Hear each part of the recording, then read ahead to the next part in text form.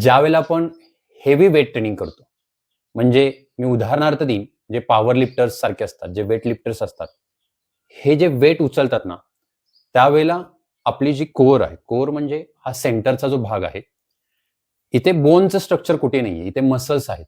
फक्त मागच्या साइडला स्पाइन आहे. ओके. आणि याला स्टॅबिलाईज करण्यासाठी ज्यावेळेला तुम्ही हेवी वेट मारता, त्यावेळेला या स्पाइनवरती तुम्हाला लोड येण्याचे जास्त चान्सेस असतात, इंजुरी होण्याचे चान्सेस जास्त असतात. आणि ॲक्चुअली आपल्या शरीरामध्ये एक नॅचरल बेल्ट असतो. तो म्हणजे कोरचे जे मसल आहेत, याला स्ट्रेंथनिंग करणे, त्याची ताकद वाढवणे. आणि दुसरी एक टेक्निक आहे, ज्यावेळेला तुम्ही वेट लिफ्ट करताना वल्सलवा मनोवर हा एक ब्रीथिंगचा पॅटर्न आहे.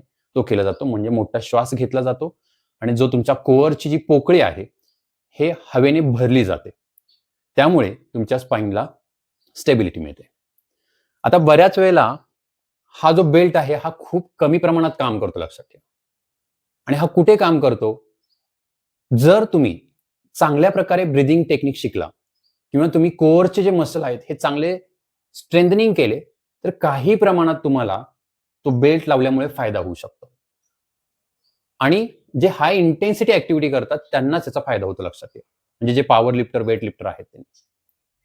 कोणतेही खेळाडू असतील, फुटबॉल असतील, क्रिकेटर असतील किंवा नॉर्मल पर्सन असतील, तर हे यांनी असे बेल्ट वापरणं बंद करा. याने तुमची कोर ही वीक राहू शकते. तुम्हाला बॅक इंजुरी सुद्धा होऊ शकते. कारण तुम्ही नॅचरली जी तुमची बेल्ट आहे, याची जी ताकद आहे किंवा जी ब्रीथिंगची जी तुम्ही टेक्निक आहे, हे शिकलेलं नसता. त्याची ताकद वाढवलेली नसते.